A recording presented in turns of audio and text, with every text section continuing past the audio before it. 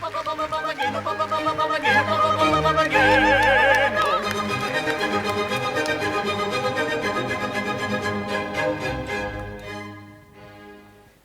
hello everyone. It's nice to see you from this perspective for a while.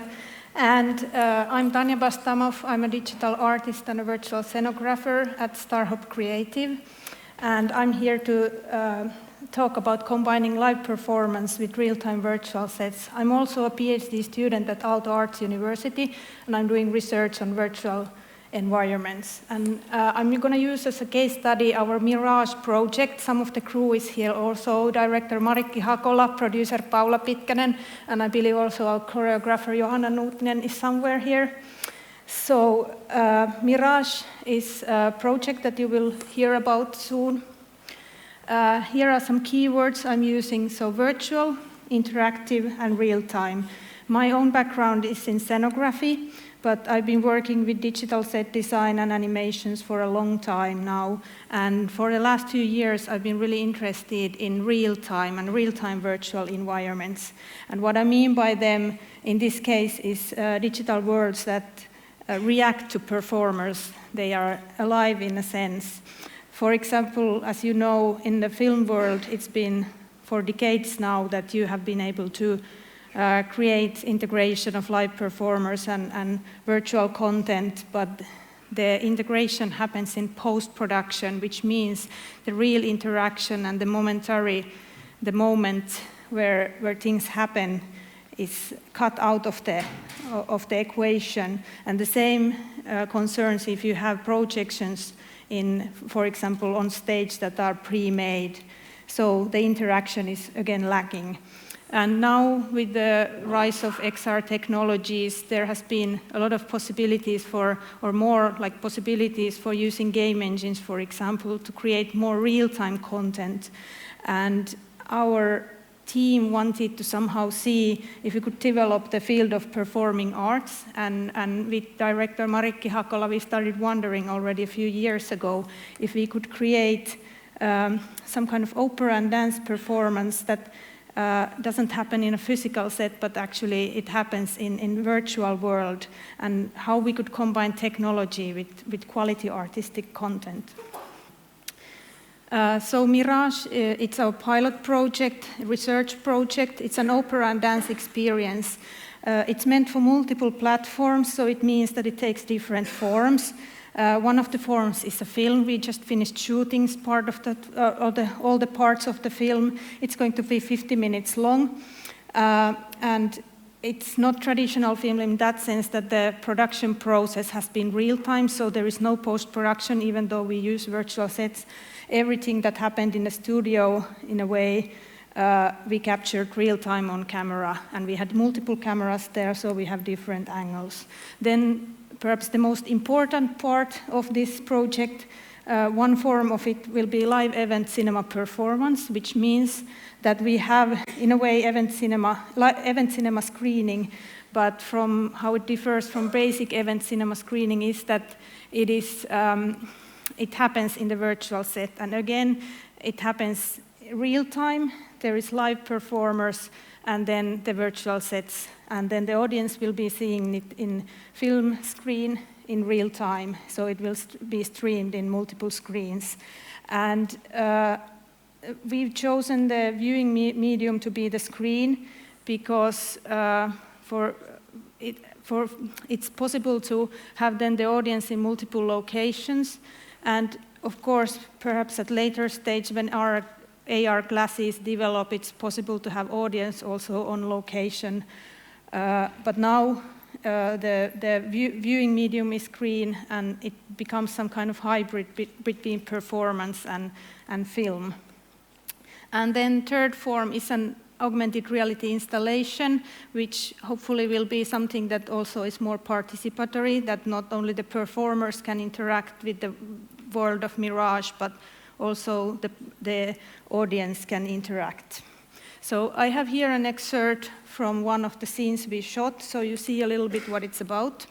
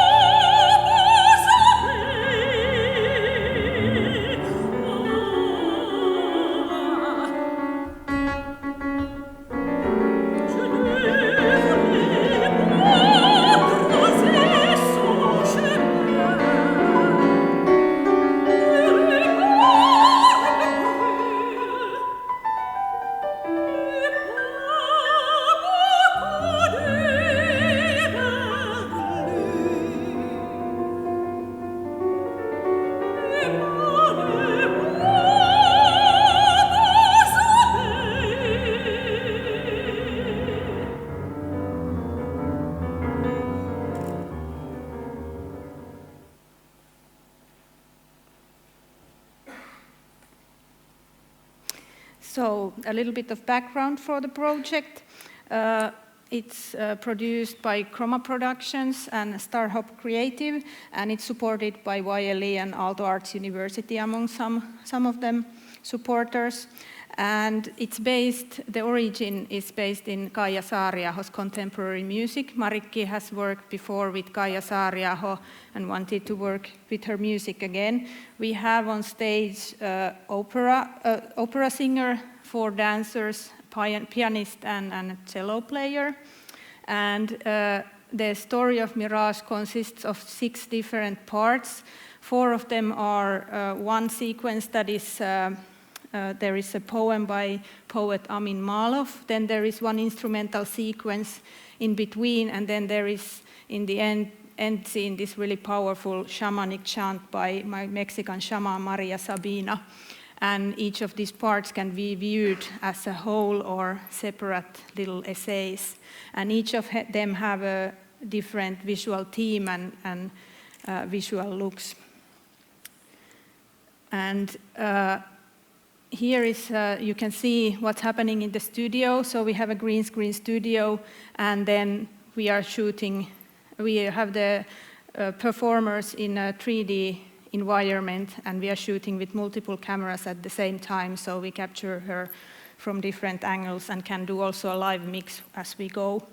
And so the real-time virtual scenography allows us to create this more kind of abstract and expressive visual look that can demonstrate or express the inner turmoil of the main protagonist and also express her mental state. So in that sense, we have also chosen a very expressive visual look instead of trying to put the performers in photorealistic or really simulative locations, but rather try to use abstractions and very different kind of animations and interactions to express her feelings. And so I would like to also point out that these are truly 3-dimensional sets, so they are not 2-dimensional images or backgrounds in that sense, but the performers and the cameras can move around the set, of course, within certain technical limitations of the studio space and some of the tracking systems, and also, of course, the movement of the cameras in that case, or if you would watch it through virtual reality glasses, creates the illusion of space, because that's how we perceive space when we move, and there is this parallel effect. And also, we didn't use the 3D environments just as static backdrops or environments, but we have interaction there. So what it means is that the parts of the set react to the performer and their actions, and then they create a spatial dramaturgy. We had planned several interactions there that are originating from the performers. We had originally planned a lot more, but due to some time and technical limitations, we had to cut some. Here are some examples of some of the interactions that we had. And they are tracked on the performers in real time. On the lower clip, you can see parts of the set reacting to where the performer is moving. And then in the last clip, her movements affect the little particles. And this happens in real time, so it doesn't have to be rehearsed. It leaves room for improvisation and artistic freedom for the performer to decide the moment, or she doesn't have to repeat the same gesture at the same time in the same moment, but she can really truly improvise, or it can be changed because it's not pre-rendered. And the improvisation and the things that happen in the moment are the key elements of live performance, and this is what we tried to create in this.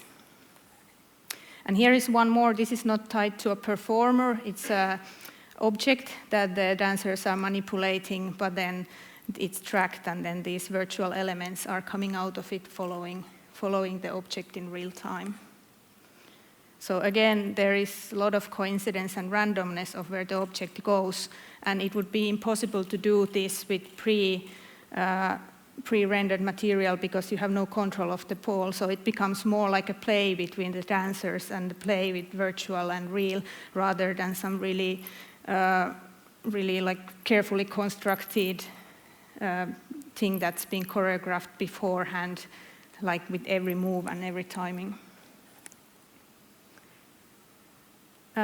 Here is another example of how we use the virtual set. It's an old demo of ours that we did where we wanted to join different locations into one. So we streamed live web camera footage to the set and had like footage from different locations, so we could use that as a textures. And as you can see, it's still a very crude demo, but we still want to definitely develop that because it's really interesting what can happen. And again, there is the factor of randomness and coincidence, because we were, for example, streaming seaside waves to be as textures in the set, and then suddenly in the middle of the demo shootings, we were wondering why is there more people on the set, and there were divers coming out of the sea that we couldn't predict at all. And that was, again, a really happy moment, because that's like what is the essence of live performance, that there is this element of unexpectedness that doesn't happen if you do everything in post-production. So these virtual sets offer a wide range of visual possibilities.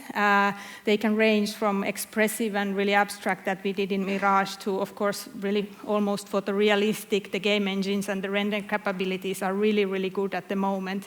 And you can also, of course, with photogrammetry and different techniques, you can capture real-world location quite accurately. So, of course, the game engine rendering power sets certain limitations. We struggled a lot with transparencies and things like that in our sets, but as things develop, more and more different styles become available. Here is just like the studio setup. So I would like to point out we use the virtual studio with motion capture system and tracking green screen and tracked cameras. It's not a new technique as such. It's quite old actually and been used a lot in broadcasting industry, but we decided to use it in live performance context. And as far as we know, it's the first time it's been used like that. And of course, I'm run out of time if I try to go into the technical details of this virtual studio technique, but I will be happy to talk about it later if you are interested. About the process, of course, it's teamwork, as been mentioned here before, and now we had to develop different new workflows and somehow adapt, and it's been a big learning process for us also, because you have to bring in new skill sets when you involve technology and try to find a place and understand where these different puzzle pieces go into. So we had a coder, we had motion capture and virtual studio expert from Aalto University and so on, and you need to kind of find a way to communicate. You use very different languages on different areas and how to communicate the same thing across different specialties. It's a skill, but those are developing as we go. And also, like's been mentioned before here today, the research and development. In these kind of projects, you should really allow time for the research and development work and the different cycles of iteration and testing. And especially when you're working virtual elements that are real-time and reacting to something, it's really hard, almost impossible to imagine what they do actually. You can simulate things, but when you actually go to the studio environment, you have the technology there, and then you put in live performer or live action, things start happening that you can't really imagine beforehand. So we were lucky to have this demo session where we could actually play around with this technology, and we recorded a lot of stuff that some of it has been like then filtered to the final result, and it was really important part of this process. So here also we did a lot of testing of different phases of the set. We could have done even more, of course, to keep iterating. But here you can see different variations, so really crude old versions of the set where we just tested some functions and how the space might be, and then it kept evolving when we got like the set looking more and more as it would be, and then the final result. So all the scenes went through these iteration cycles. And somehow this also helped us to be inspired, because we would also have these happy accidents there that then would get transferred to the final result.